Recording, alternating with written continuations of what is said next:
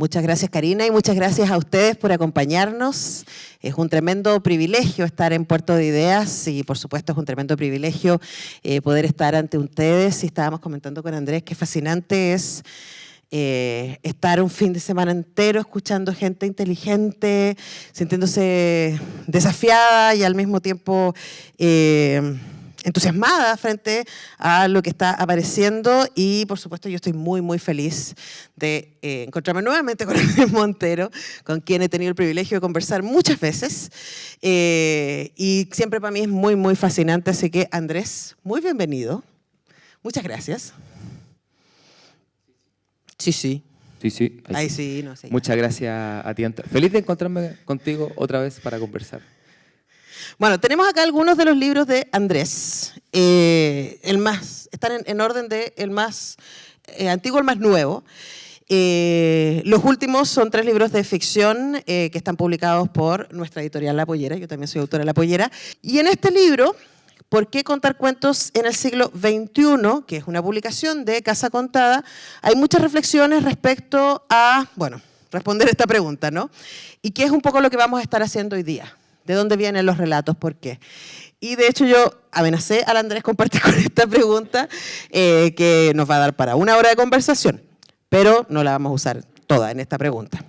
Antes de partir, sí quiero decirles que vamos a dejar 15 minutos para preguntas del público, pero vamos a ser muy exigentes con las preguntas porque tenemos solo 15 minutos.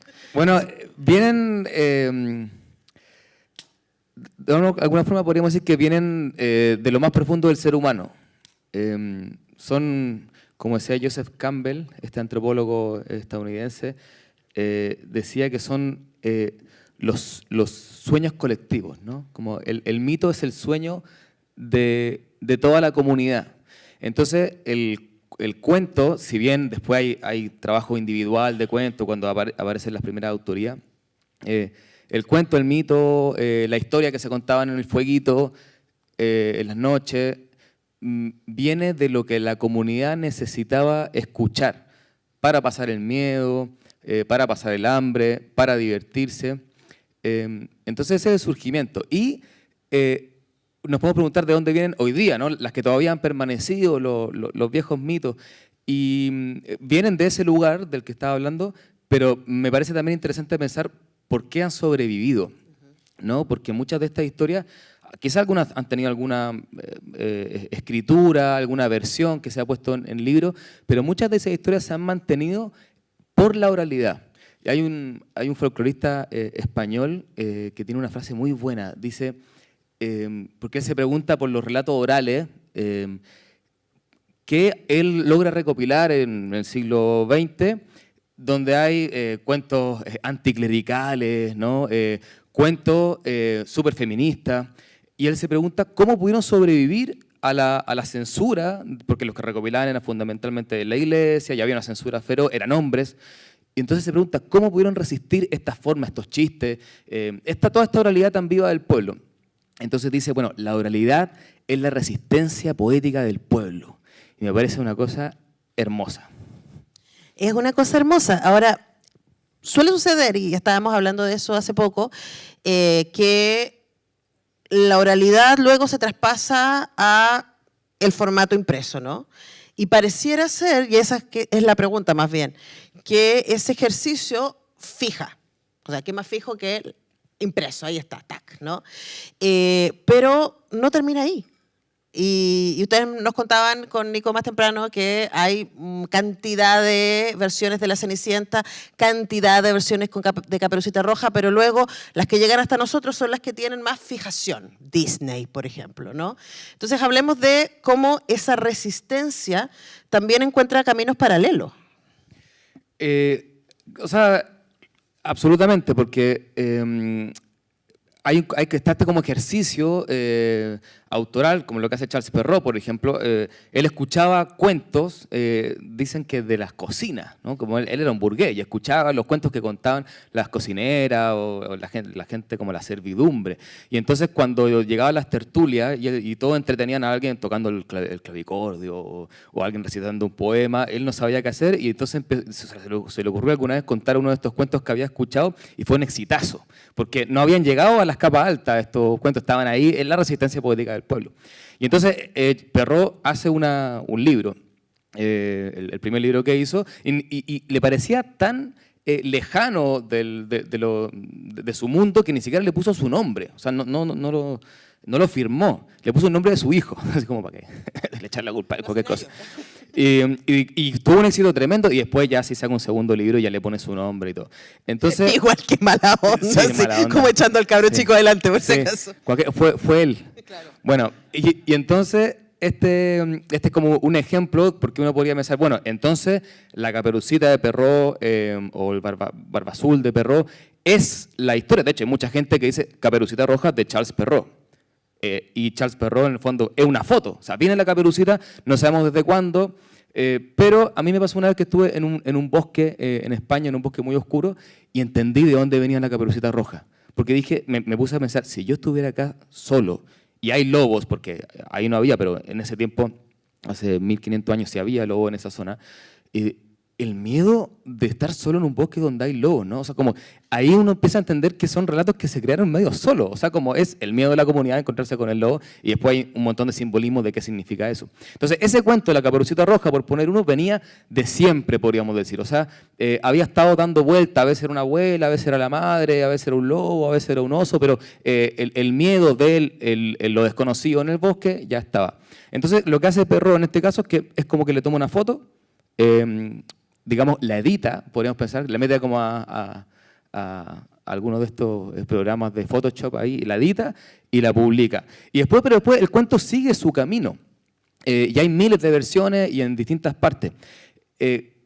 Cuando se fija realmente en la Caperucita Roja o la Cenicienta, tiene que ver cuando fue muy masivo con Disney. O sea, ese es un momento como en los cuentos populares como triste, porque está todo bien con que haya una versión de la Cenicienta que sea audiovisual. El problema es que es tan masivo que nos quedamos con esa y nos perdemos a las otras miles de Cenicientas que no se casan. O sea, todas las otras Cenicientas que también eran parte de la oralidad se pierden. Y ahí está el problema con fijar, cuando pareciera que es la única forma de entender una historia. Y eso creo que no solo los cuentos populares. O sea, cuando dejamos de ver que las historias pueden tener distintas miradas y distintas versiones, es cuando tenemos problemas, creo yo. Claro, como en ese ensayo hermoso de Chimamanda Ngozi. Estaba pensando en el mismo. Sí. Que, bueno, si no lo encontramos chiquitito, lo pueden buscar. El peligro de la historia única, se llama ese ensayo. Creo que hay un TED con eso. Sí, yo vi la charla, de hecho, sí. Pero el librito está, lo pueden buscar. Y pensaba, ¿no?, en ese ejercicio de fijación, porque además ese ejercicio de fijación no es espontáneo, es un ejercicio de fijación con agenda. Tiene valores. Digo, Disney y sus dibujantes dan cuenta de una época y dan cuenta de una educación sentimental que para ellos es real y que quieren reproducir y que tiene ecos hasta hoy día, ¿no? Ahí todavía esperando al príncipe azul. Sacarse esa idea de encima es muy difícil porque están todas las princesas Disney con las que nos criamos y creamos a nosotros mismos en nuestra subjetividad.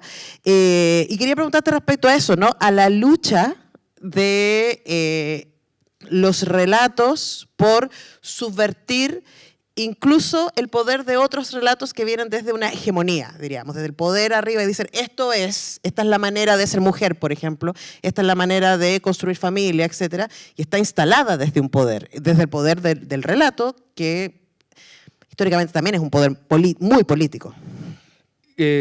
Claro, pero si uno piensa como que el relato, como que uno pensaría, el arquetípico es el rey, que era bueno, ¿verdad? Y entonces hubo un problema, pero él batalló contra los enemigos y fue un mejor rey y su hijo fue... Ese sería como el arquetípico, o el cura que ayudaba, pero al final en la oralidad, en la tradición oral, está mucho más presente el relato del rey malo, del cura que era Barça, está mucho más presente. Entonces, la oralidad, por eso, es una forma de resistencia. Y bueno, poética es una forma linda de decirlo también, yo creo que es cierto, pero también de resistencia al poder. Es de mostrar la verdad desde otro lugar. Entonces, cuando pensamos en la Cenicienta de Disney o el Príncipe Azul, yo no creo que haya que escribir la nueva versión, porque está esto de los cuentos antiprincesa, me parece que no va por ahí la cosa. Sino que ya en la oralidad estaba lleno de estos relatos. Y lo que estamos haciendo narradores, folcloristas, investigadores, es tratar de ir a buscar esos relatos y contarlos además. Por aquí hay varios colegas cuenteros que sé que están en la misma, que estamos tratando de demostrar que esos relatos también existían y darles una nueva vida, si es que se habían perdido, para que vuelvan a circular. Entonces y que cuando alguien cuente la Cenicienta diga, sí, pero esta otra versión. Fíjate que al final pasa esto otro, o la mala no era la madrastra, ¿no? Como hay otras versiones que ya existían. Y eso me parece más interesante ir a buscar esas que crear unas nuevas muy marcadas, porque ahí se transforma en un problema de los cuentos en general, pero especialmente los infantiles, que son el cuento para. Este es un cuento para que los niños entiendan que... Y ahí tenemos un problema con la literatura, porque la literatura no tiene ningún otro objetivo que ser literatura, en mi opinión. Pero estaba pensando que, de nuevo, ¿no? Hay un ejercicio político de poder en el relato, volviendo a eso, ¿no? Porque independiente que tú digas, y yo te lo podría discutir, esta idea de que la literatura es primero literatura, pero luego igual es educación sentimental y es ideológica todas las veces, ¿no? Y ahí hay un ejercicio a propósito de lo que tú propones de decir, ok, no vamos a enfrentar desde la contemporaneidad la Cenicienta, sino que vamos a ir a buscar las otras Cenicientas que vienen incluso de antes, ¿no? Y ahí hay un ejercicio que a mí desde el feminismo me parece fantástico, que es la idea de romper con la naturalidad. Porque nos dicen, no, así, esto es, ¿no? La ideología de género instala la idea de esto es ser hombre, esto es ser mujer, y esto siempre ha sido así. Pero cuando uno empieza a decir, no, pues si hay todas estas otras versiones, esto no siempre ha sido así. Estaba pensando en la Divina Comedia, ¿no? Y nosotros tenemos esta fantasía del medievo, ¿no? Como esta época súper sacra, súper dura, y uno lee la Divina Comedia de verdad, así, chancho, o sea, en todos los sentidos, ¿no? Sexo, drogas y, no sé, saltarelo, ¿no?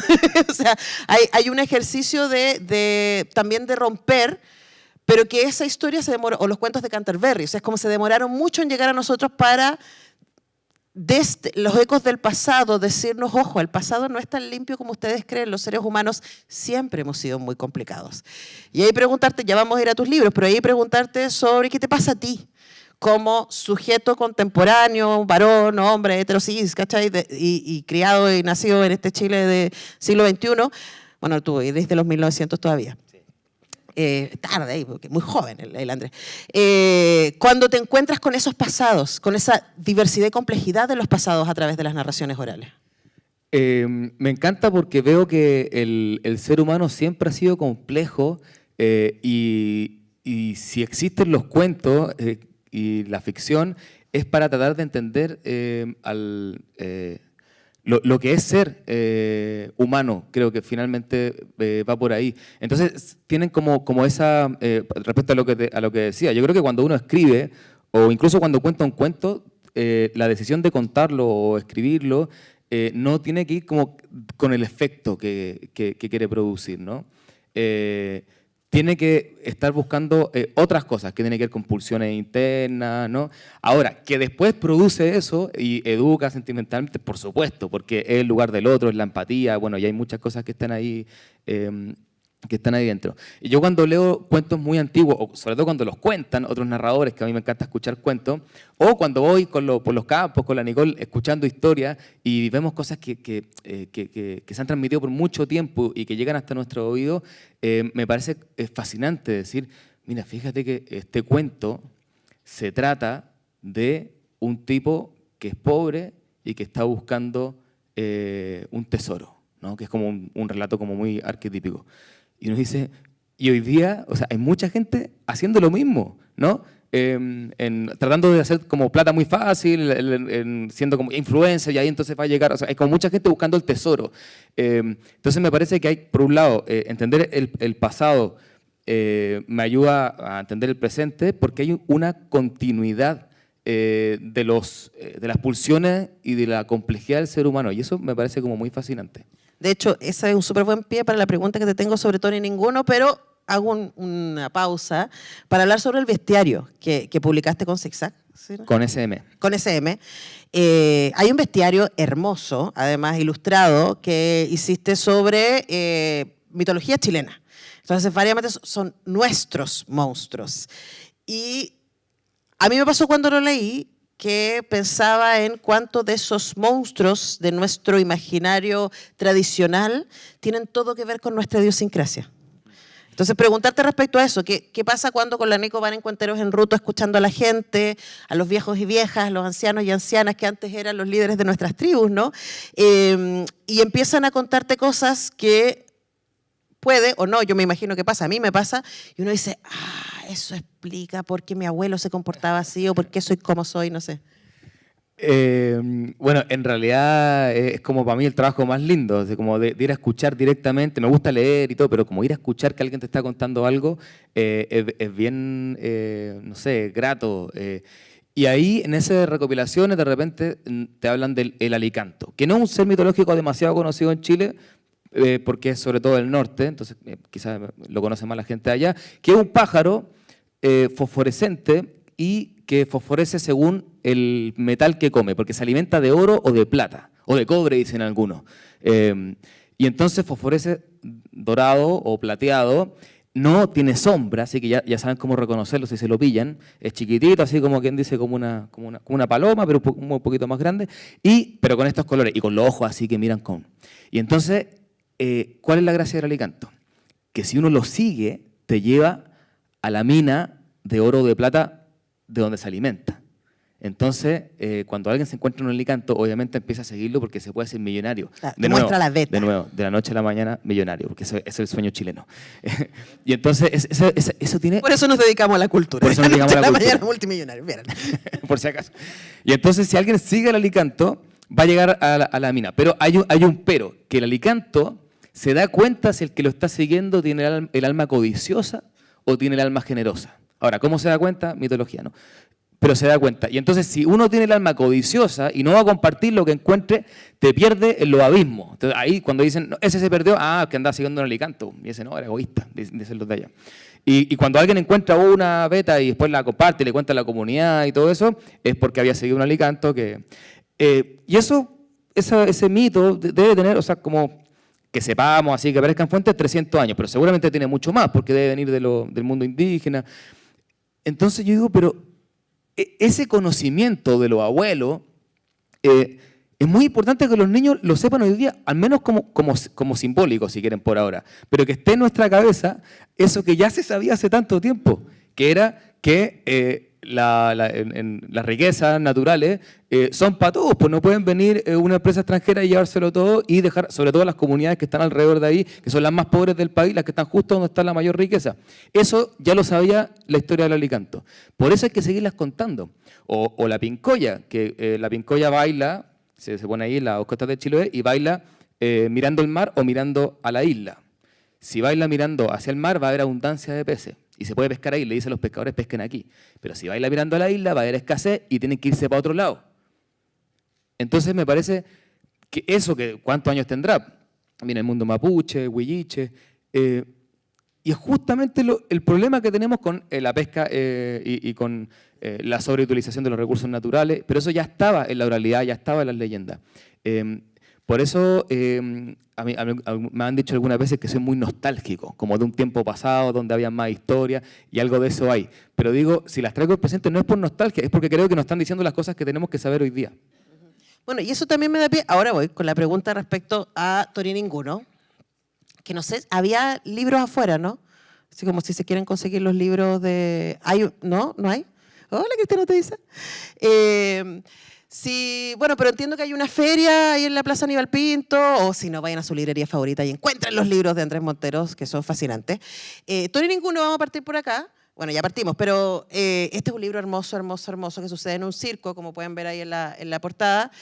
Y es una versión muy libre y muy chilena de Las Mil y una Noches. Y uno dice, ¿cómo hizo eso? Bueno, en el libro. Pero quería preguntarte respecto a ese ejercicio, ¿no? ¿Cómo uno puede tomar un relato de una tradición tan ajena, como en este caso sería la tradición árabe medio oriental, que además sabemos que en el caso de La Mil y una Noche compila un montón de cuentos que vienen de la tradición oral y después decir, pero esto va a ser todo el sentido en el Chile del 2020. ¿No? ¿Qué hay ahí en los cuentos universales? Claro, yo creo que ahí está la clave, ¿no? Como la universalidad. A mí me pasó, yo el año 2010 tomé mi primer taller para aprender a contar cuentos. Porque yo quería aprender a contar cuentos. Y en el taller tenía, dentro de los otros alumnos, había una compañera que era persa, era iraní. Y entonces ella eligió contar el marco narrativo de Las Mil y una Noches. Yo no conocía, nunca había, o sea, sabía de Sinbad el Marino y Alibaba y los 40 ladrones, pero no conocía mucho más que eso. Y entonces ella contó, resumo muy brevemente por si alguien no conoce, que un rey se casaba todos los días con una nueva doncella y después de casarse y poseerla, dice las traducciones, la asesinaba.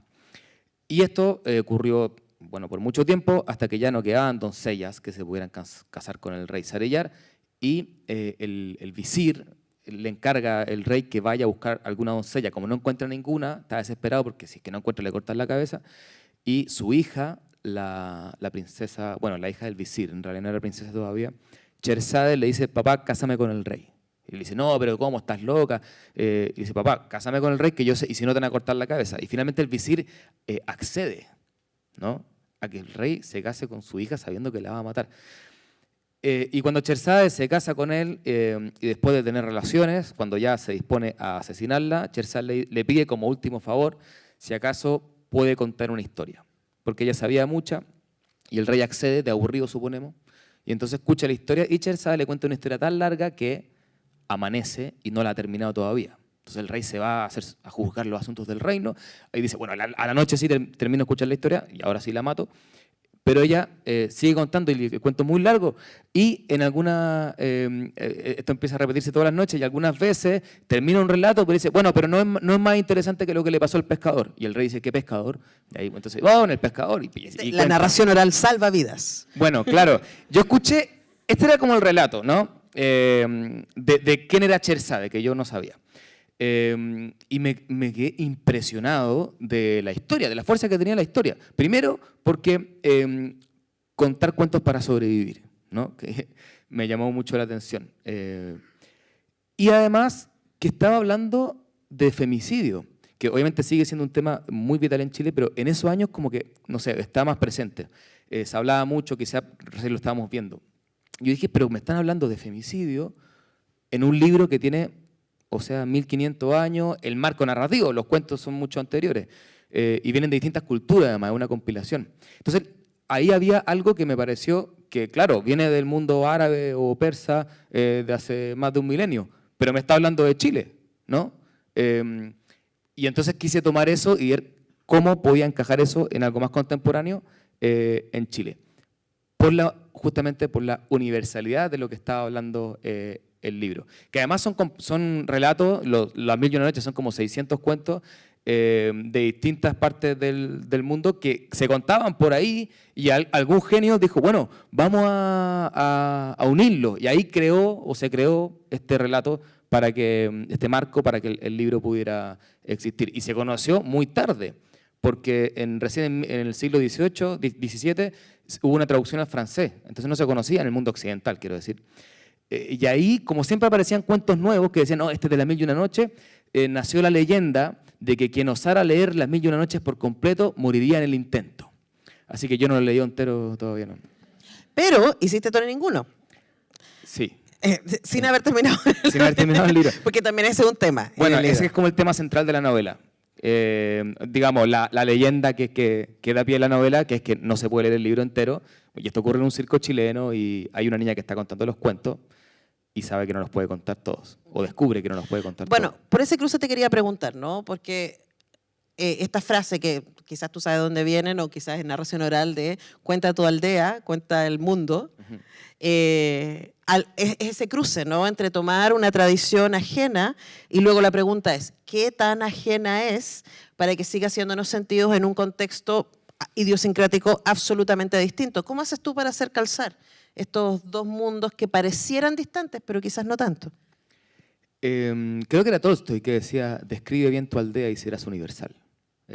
Y creo que va por ahí, o sea, que Tolstoy ya lo dijo, así como que si uno explica bien y muestra bien como su cuadra, su barrio, podríamos pensar, su familia, está diciendo algo que es universal, ¿no? Entonces, claro, este es un circo chileno que se va moviendo, pero al final el libro, el mío, quiero decir, Todo y Ninguno, trata de relaciones humanas, de relaciones de poder, de jerarquía, de patriarcado, que son temas que están presentes, lamentablemente, en todas las culturas. Por lo tanto, lo que yo creo que logro hacer es, no solamente con Las Mil y una Noches, sino que en el resto de mis libros generalmente parten de algo, ¿no? Como de alguna historia que ya existía, como Tahuá, por ejemplo. Parten de algo que ya existía. Entonces lo que yo me iba dando cuenta cuando me preguntan así, bueno, pero ¿cómo haces para escribir?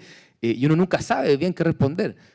Pero sí he identificado que tengo ¿cómo diría? Como buen oído narrativo. O sea, cuando alguien, porque a veces te cuentan, nosotros visitamos a veces ancianos con la Nicole y te puede estar 4 horas contando cosas y claro, uno no, a veces no es un estoico, ¿no? O sea, de repente como que uno se empieza a perder, pero de repente algo dijo ese señor que a mí por lo menos como que se me queda, porque veo que lo que está diciendo me sirve para hacer nuevas historias, porque están hablando de algo más. Ahora, ¿de qué están hablando? Ese es el misterio. Te pongo un ejemplo, porque esto me pasó hace muy poco y lo he contado harto estos días porque es algo que yo no he escrito. O sea, me contaron algo con lo cual yo sé que puedo hacer una novela o un cuento, por lo menos. Que aún no lo hago. Entonces lo estoy contando porque me sirve como ejemplo. Andaba en Pichidegua y así haciendo presentaciones de libros y la persona que me acompañaba me contó, me dijo, bueno, a ti que te gustan las historias, estábamos hablando de historias de su pueblo, entretenido, feliz. Y me dice, claro, que yo tengo mi mamá, ahora llegó mi tío a la casa que está viejo y está con un problema. Y yo, ¿cuál es el problema? Pero ella ya no me estaba contando una historia, ahora me estaba como contando algo de su vida. No, el problema es que el tío,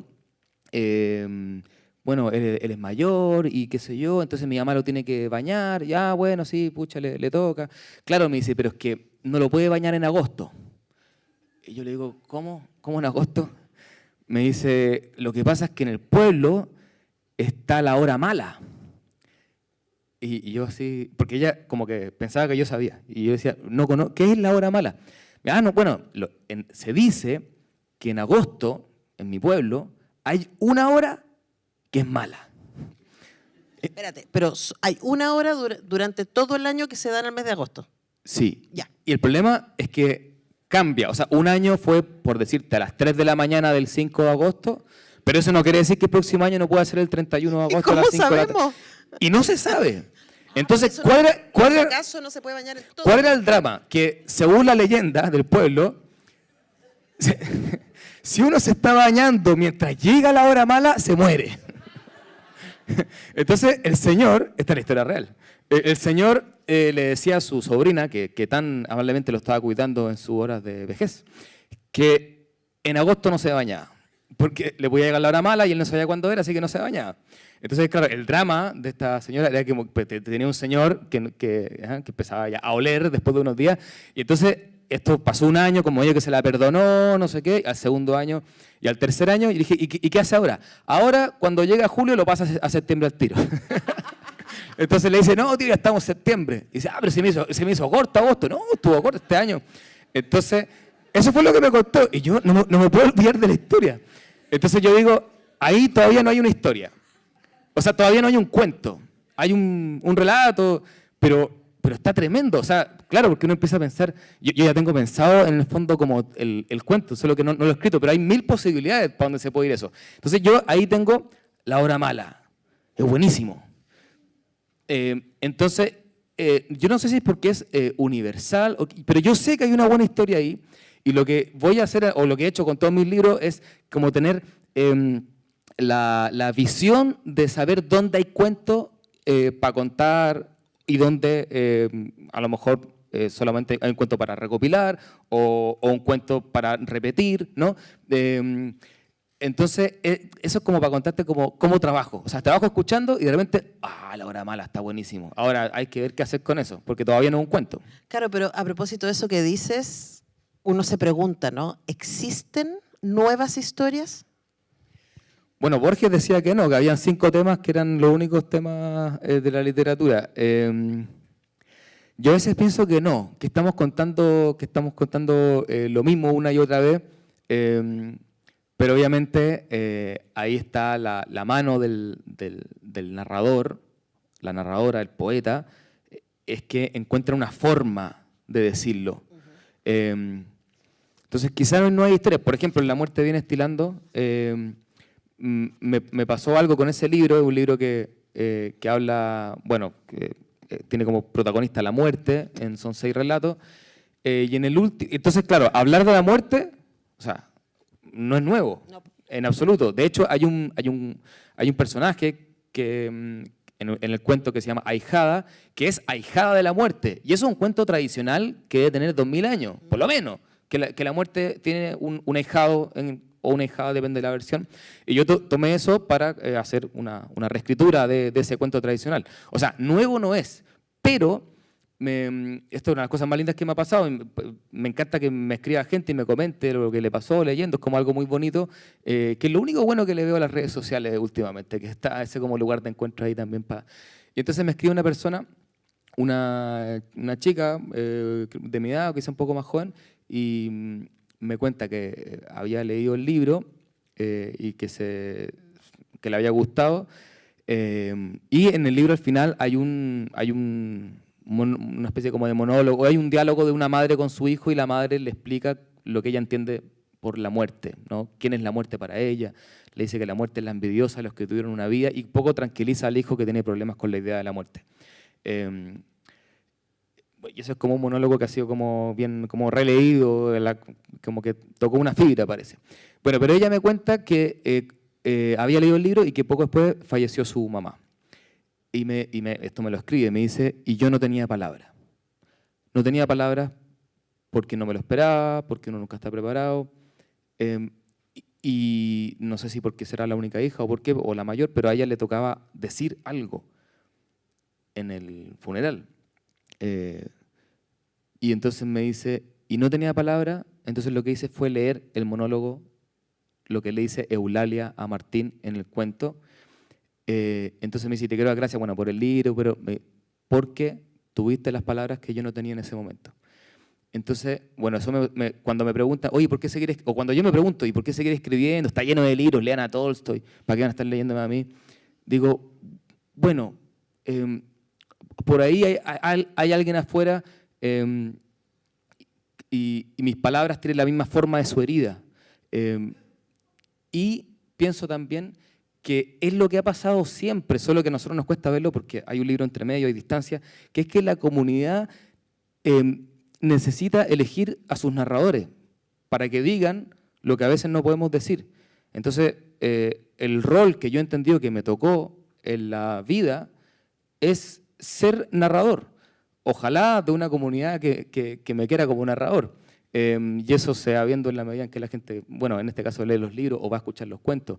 Y el día que no sea así, no tendré que ser más narrador, porque estarán eligiendo a otros narradores o narradores por las razones que sea. Pero haber entendido eso me dio como una sustancia, como un sustento, quiero decir, para seguir escribiendo y para seguir contando historias. Tener las palabras para cuando la comunidad no las tiene. Ahora, es muy hermoso, no sé si aquí hay gente que haya leído La muerte viene estilando. Ay, mira, levante sus manitos para que los vea. Mira, porque una de las cosas terribles de escribir es que uno no sabe quién lo lee. Ya, los que no levantaron la mano partieron. Ah, no, mentira. Pero de verdad, háganse un favor. Es un libro tan hermoso, tan hermoso. Y mi sospecha, y aquí viene la pregunta, ¿no? Tiene que ver con este cruce, ¿no? De contar cosas que nos hacen sentido porque siempre nos han hecho sentido a la humanidad. La idea, de hecho, el personaje protagónico parte desde el sinsentido, desde el ¿qué hago acá? ¿Por qué voy a trabajar en una oficina todos los días? ¿Por qué? Y movilizado, no estoy haciendo spoiler, el libro parte así, y movilizado por este sinsentido, sale y se larga nomás, y se larga sin sentido, o sea, va nomás, no sabe a dónde va y va. Y ahí le empiezan a pasar cosas, ¿no? Y lo que se va encontrando es raíz, se va encontrando con la geografía, primero.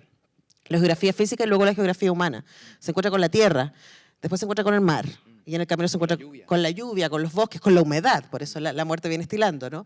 Y quería preguntarte por este ejercicio de traer aquello que es primario, diríamos, que está en la narración oral. Tú partiste diciendo, lo que sabemos, ¿cierto?, es que las comunidades humanas se reunían alrededor del fuego para calmarse.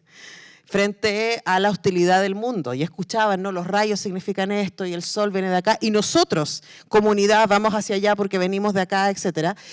Y pareciera que en la contemporaneidad eso está muy lejos. O porque creemos que lo resolvimos, o porque estamos como el personaje del libro tan metido en la propia que no nos hacemos las grandes preguntas. Entonces, este libro ganó el premio de obras literarias y a mí me parece que es un libro que ha sido muy querido, muy bien recibido, que ha tenido muy bonitas críticas, etc. Entonces, preguntarte qué crees tú que es lo que funciona en el libro, en ese cruce entre lo originario, lo primario y lo contemporáneo. Lo primero que tengo que decir, y que es totalmente sincero, es que para mí fue una sorpresa absoluta. Yo estaba escribiendo una novela medieval, bacán, según yo, 500 páginas, muchos personajes, y por mientras escribí ese librito, como quien dice, como para, mientras tanto, estas historias que tenía por ahí, y lo publiqué como diciendo, bueno, ojalá que le guste a alguien, y le fue súper bien, y la novela medieval nadie la quiso publicar, ahí está guardada. Sí. Entonces... bueno, eso es verdad, digo. Entonces también para mí es como una sorpresa. Entonces yo me he hecho esa pregunta, digo, pero ¿qué le dio la gente al libro? Digo, entonces, primero creo que hay como que abandonarse el misterio. O sea, como que hay algo ahí que está como tocando teclas. Ahora, ¿qué teclas toca? O qué pasó en mí para poder escribir ese libro, me he ido como haciendo la figura como de un sembrador, ¿no? Como alguien que va a sembrar cualquier cosa. Entonces, lo que tiene que hacer primero es pegarle con el chuzo a la tierra para que se suelte, ¿no? Porque la tierra si está dura no sirve. Pegarle para que se suelte, para ocupar pala, chuzo, estar ahí, de que pase el tiempo. Y de repente cuando está lista, incluso si cayeran unas semillas así como porque sí, la tierra ya está lista. Entonces de ahí puede crecer algo. Entonces yo dije, claro, este libro yo lo escribí en 4 meses o si no menos, o sea, fue como muy rápido. Y digo, ¿cómo fue? O sea, y siempre digo, hoy, ¿qué estaba haciendo para hacer lo mismo, para poder escribir de nuevo? ¿Qué hice ese tiempo? ¿Qué comía? Como... Pero claro, en realidad no son los 3 meses. Son todos los años, desde chico, desde que mi papá me contaba cuentos, que le contaba a su papá, desde ahí viene gestándose de mucho antes que yo naciera un universo que es mío y que también es de otro, especialmente pienso como que tiene que ver como con la familia, y que venía gestándose y venía alguien como pegándole a la tierra, y cuando yo ya estuve grande, me empezó a gustar esto, fui con mi chuzo a pegarle a la tierra, que para mí es como ir a escuchar otros cuentos. Entonces de repente llegó la pandemia, me vi sin nada que hacer y escribí el libro en 3 meses, pero es porque ya le había pegado a la tierra. ¿Se entiende? Esa es como la imagen que yo... y entonces creo que si algo conectó la gente con el libro, yo creo que de forma muy invisible o inconsciente han conectado con eso, que algo que tiene que ver como con la raíz, tiene que ver como con lo que nos conecta o lo que nos hace más humanos. Y después un golpe de suerte que fue que el cuento final creo que quedó bien bueno. Entonces la gente, el libro, y lee el último y dice, ¡ay, qué bueno el libro! Pero en realidad porque se queda con buena sensación del último cuento. Yo creo que es mucho más complicado que eso. Ahora, yo sí estaría de acuerdo. Siento que es más complicado que eso. El libro, bueno. Yo lo comentaba más temprano, yo llevo más de 20 años entrevistando creadores y creadoras y por supuesto leyendo y escuchando música y viendo cine.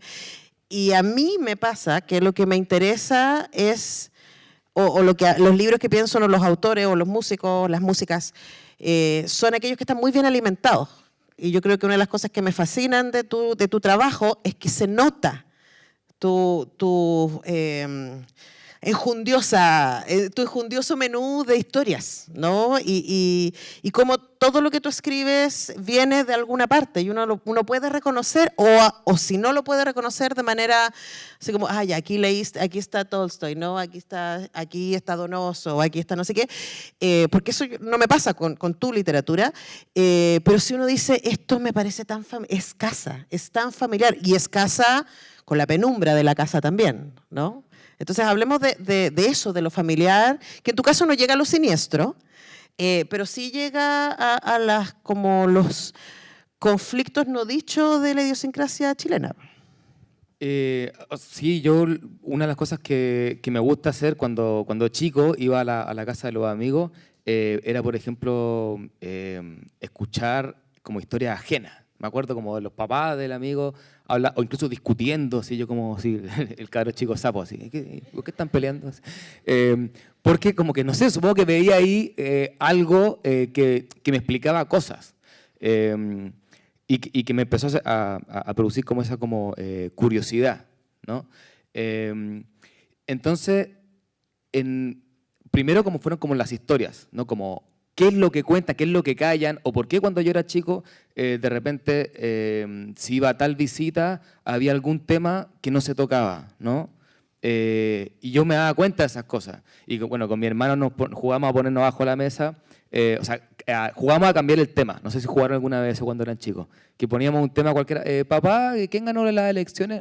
Y después nos escondíamos abajo de la mesa y tratábamos de ver si es que habíamos cambiado el tema, al de los adultos. Generalmente lo lográbamos. Los adultos no se daban cuenta de nada. Pero como que tenía esta intuición de que habían cosas que se estaban callando.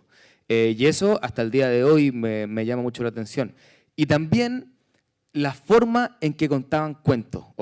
Cuentos quiero decir como todo lo que sea anécdotas familiares, ¿no? Entonces yo tengo a mi papá, que es mi referente principal, lo tengo muy claro cómo cuenta cuentos, él, ¿no? Como que no empieza a hablar si hay más gente hablando, empieza como in media res para llamar la atención. O sea, lo tengo muy como definido porque obviamente lo he escuchado, creo que nunca he escuchado a nadie en mi vida tanto como a mi papá contar anécdotas.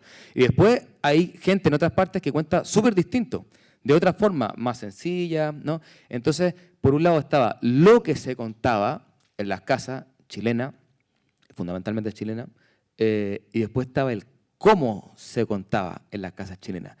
Y eso es algo que he tratado como de traspasar a los libros. Por ejemplo, los silencios, ¿no? Cuando hay en La muerte viene estilando, un personaje le dice a la mamá, no, es que ya me estoy juntando a jugar al truco con unos amigos. Y la mamá que viene hablando, no dice nada, ¿no? Y se queda callada. Entonces él le dice, oye, mamá, piensa muy fuerte. Porque en ese silencio está diciendo muchas más cosas que lo que diría, uy, ¿sabe usted que a mí no me gusta? No, pues, ese silencio marca mucho más. Yo creo que eso nace como de la observación, de cómo contamos las cosas y qué repertorio elegimos también. Yo me pasa con mis amigos, cuando estamos en alguna situación, o familiares, en alguna situación, digo, ahora va a contar la historia de cuando no sé qué. Y empieza, bueno, una vez yo estaba no sé dónde. Y digo, claro, ese es su repertorio. Hay como 10 o 12 historias que funcionan y que busca cualquier momento para meterlas. Hay gente que tiene buen repertorio y gente que tiene mal repertorio. Hay gente que no cuenta mal sus anécdotas, pero tiene mal repertorio. Hay gente que tiene mal repertorio, pero es muy divertida para contar las historias. En esas cosas me fijo yo. ¿Sí? Cuando estamos conversando y me están contando cosas, yo estoy como, sí, pero por dentro estoy como observando. Voy a tener más cuidado. Sí. Por ejemplo, tú, no. Gracias, dejémoslo, gracias. Yo tengo buen repertorio porque hablo con gente inteligente todos los días, así que mi repertorio es prestado, eso sí está muy claro. Pero a propósito de eso, del cómo, ¿no? Hay también riesgo, a mí me encanta preguntarles a los creadores sobre los formatos, sobre las decisiones estilísticas, estratégicas, narrativas, las logísticas también, así como cómo resuelvo esto. Y, por ejemplo, La muerte viene estilando es engañoso, si ustedes se dieron cuenta, porque uno parte y uno dice, ya, me compré una novela, y uno parte leyendo una novela, y luego se acaba en el primer capítulo y parte otra historia y uno sabe cómo es la cosa. Y claro, y al final es, pero no es. Todavía no lo tenemos claro, si es una novela o una colección de relatos. Y en el año que hablamos con el Mar, que es tu más reciente libro, que es el libro de este año, que es una hermosura, de verdad es una hermosura. Si no estuviera el Andrés aquí, yo lo diría igual. Acá hay una decisión muy loca. En términos estratégicos, yo no había leído algo como esto en una novela contemporánea, porque pienso que en literatura medieval hay cosas un poquito como esta, que es que aquí el narrador es el pueblo. Entonces es un narrador plural.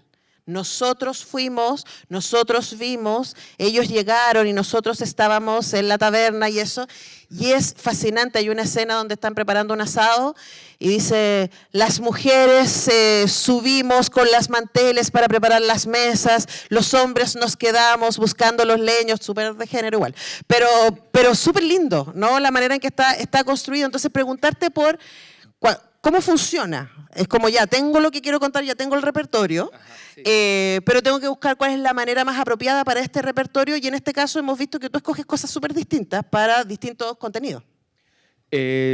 Claro, ahí yo creo que está como un poco la pega del... porque encontrar buenas historias, eso en realidad lo podemos hacer todos, y todos tenemos además al menos una buena historia que contar. Eso yo me he dado cuenta, que todo el mundo tiene al menos una buena historia que contar.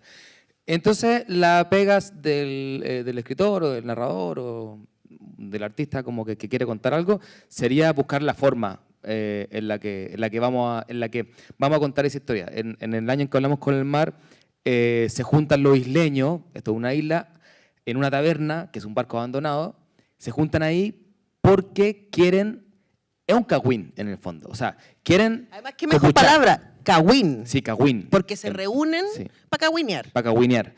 Porque quieren contar la historia de dos hermanos mellizos, uno que se quedó en la isla para siempre, nunca salió de ahí, y otro que acaba de volver después de 50 años viajando por el mundo. Se llevaron pésimo, nadie sabe por qué se fue, nadie sabe por qué volvió, parece que uno le pegó un combo al otro y están ahí, y los hermanos, entonces dicen como a la taberna, y ahí están ahí cagüineando, y toda la novela es como el cagüín, ¿no? Como ¿por qué pasó esto? Y las distintas hipótesis al respecto, que ahí Y las aparece la distintas pluralidad. hipótesis. Claro.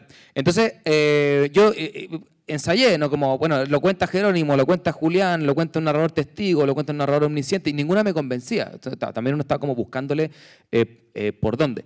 Y de repente, esto yo me he dado cuenta después con el tiempo, pero creo que me influyó mucho el hecho de que se estaba trabajando en la primera propuesta de convención constitucional. Que lo que estaba haciendo, lo que se quería hacer, más allá de que no haya resultado, era buscar el cuento de Chile, ¿no? ¿Cuál es nuestro cuento? ¿Quiénes somos? ¿Qué historia queremos contar de nosotros mismos? Eso es lo que estábamos haciendo en términos narrativos. Y de hecho, lo que da la razón a esto es que el preámbulo que se escribe finalmente dice: nosotras y nosotros, el pueblo de Chile conformado por diversas naciones, libremente, o sea, nosotras y nosotros. Estaba eso ahí. Había un narrador colectivo, primera persona del plural, tratando de buscar el cuento de Chile. Y yo me di cuenta, tarde, pero creo que fue por eso, que mi narrador se convirtió en un narrador colectivo, porque ellos estaban buscando, a través de la historia de los mellizos, su historia, la historia de la isla. ¿Quiénes somos nosotros que estamos aquí, que somos unos isleños que nadie pesca? ¿Quiénes somos? Entonces, la forma yo creo que aparece como de maneras muy diversas, y en este caso tenía que ver como con el contexto que estábamos viviendo. Bueno, qué bueno eso. Nos dejaron cosas. Yo siempre pienso que nada se pierde, todo se transforma, como dice Totalmente. Lavoisier y Drexler. Entonces, como, bueno, nos quedan las historias, nos quedan las experiencias siempre, ¿no? Y cuidado con lo que cuentan cerca de Andrés Montero.